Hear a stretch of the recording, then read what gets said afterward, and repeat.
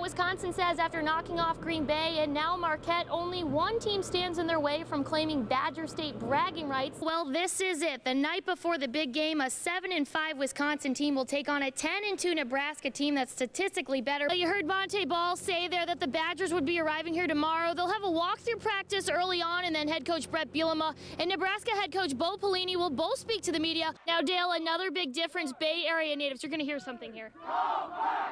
That's one of those tour groups going through. They're screaming, "Go Pack, go!" Hey, thank you. You heard it here from the two guys that know the team's the best. It's fireworks night here at Athletic Park, so we're going to stay and check those out. And he said his main concern is making sure his guys stay hydrated. But after all, they are high school growing boys.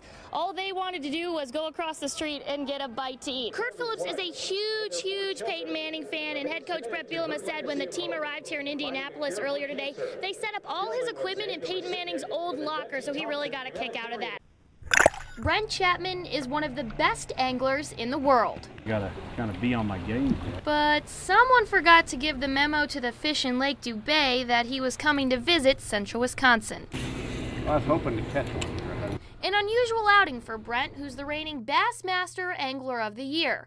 One of only 20 in the world to receive that honor. To be able to do that and beat the best in the world for an entire season was truly amazing. It's what everybody dreams about in the sport. A prestigious title for a man who's been casting lines all his life. I got started at a very early age, probably before I could walk. I mean, I got pictures of me, you know, at this tall with the big orange life jacket around, you know, down at a dock catching fish.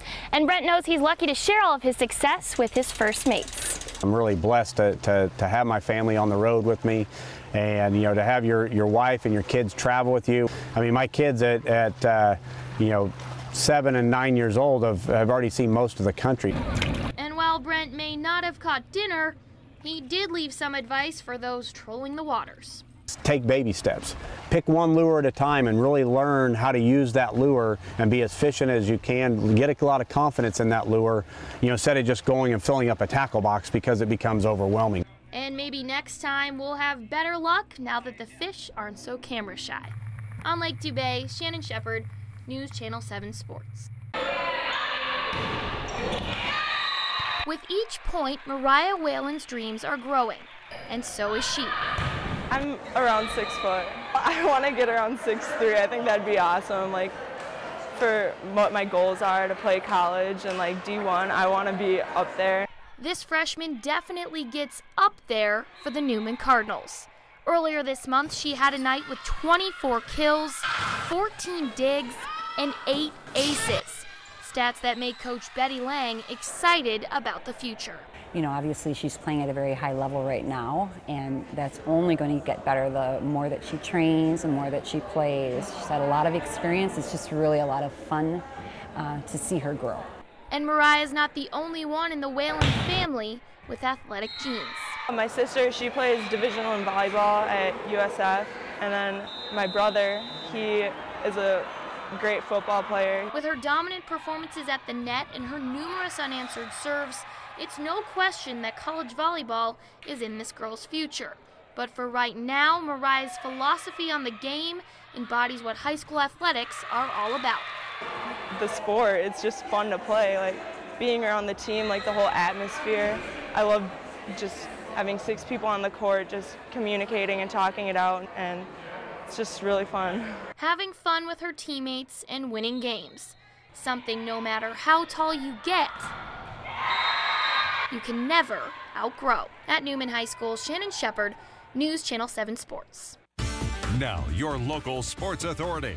News Channel 7's Shannon Shepard. Packers are now well rested after their Turkey Day butt kicking by the Lions. They begin work today preparing for a visit by the Atlanta Falcons, who snapped a 5-game losing streak in overtime last night against the Bills. After Thursday's game, head coach Mike McCarthy says he believes his team will have to win out the rest of the way if they have any possible chance of making the playoffs. But he knows after the divisional loss, they are facing an uphill, if not unrealistic, battle. We're in the hole. We felt we were in the hole going into the Detroit game. So, you know, we got two division losses and a tie. So, I mean, that's not where you want to be. But, you know, this league's exciting each and every week, and that's the way you have to approach it. So, we got a big opportunity. It's an NFC game. It's at home. get back to 500, and we'll see what happens. Us having a tie on as part of our record may be something very positive or maybe something very negative. So we'll see what happens. Now, if the Packers could have any favors from the Vikings, it would be yesterday against the Bears. Christian Ponder left this one early with a concussion. We pick it up in the third quarter. The Bears are up 3. Josh McCown finds Alshon Jeffrey, 46 yards. Look at that catch for the touchdown, putting the Bears up 10. We go to the fourth quarter. Matt Castle in for the injured Ponder. He would find Greg Jennings for the touchdown pass. 2017 Bears. They get the ball back and into field goal territory. Blair Walsh, the 30-yard field goal, ties it and sends it to overtime. In overtime, Blair Walsh would hit a 39-yard field goal to win it. Everybody celebrating, but hold on. Face mask pushes it back. Blair Walsh would then miss a 57-yarder. Robbie Gould with the chance to win it for the Bears, but he misses at 47 yards. Vikings march back down the field, get a Blair Walsh field goal at 34 yards, no penalties. The Vikings win it for real this time, 23-20 in overtime. So we take a look at the most recent NFC North standings. Detroit still in first place at 7-5, 4-1 in the division. Chicago behind them, but now it's 6-6, getting that help from Minnesota. Green Bay at 5-6, looking to get back to 500 this week against Atlanta. Switching gears to the guys behind the offensive line, last night gave a good look at the Packers' backup quarterback situation. After Rodgers only played one series, B.J. Coleman took the field, and it was a rough go after lobbing up 2 picks. So Graham Harrell got his chance to shine and come out a little ahead of Coleman in a battle where the Packers' number 2 guy on the depth chart is not yet determined. The Brewers had Game 3 of their home series against the Nationals today. The Crew trailed early in this one, but if you changed the channel before the 6th inning, you missed a pretty good comeback. We head to Miller Park. Top of the 6th, Adam LaRoche has the solo shot, his 16th career homer. That made it 4-1 Nationals, but the Brewers turned it on in the bottom of the inning. It's 4-3 Brewers now. Juan Francisco has the double that goes over the first base bag. That would bring in Jonathan Lucroy, and just like that, the game is tied at 4 apiece. Then Jeff Bianchi has a single that would drive in Juan Francisco, and just like that, the Brewers are leading. Milwaukee would hang on to win 8-5. Tomorrow, Major League Baseball is expected to hand out more suspensions for PED violations. The one everyone has their eye on is Alex Rodriguez. Reports say A-Rod will be suspended through the 2014 season. After tomorrow's announcement, he will most likely appeal the suspension, which would make it a very messy situation. Woodchucks hosting Green Bay in their home finale for this season.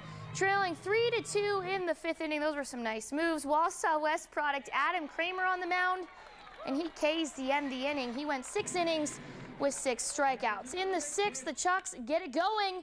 Ryan Gerber singles through the left side of the infield to score Rob Beanie for the Woodchucks to even it up at 3 apiece. Still in the 6th, Tell Taylor has a shot all the way to the warning track.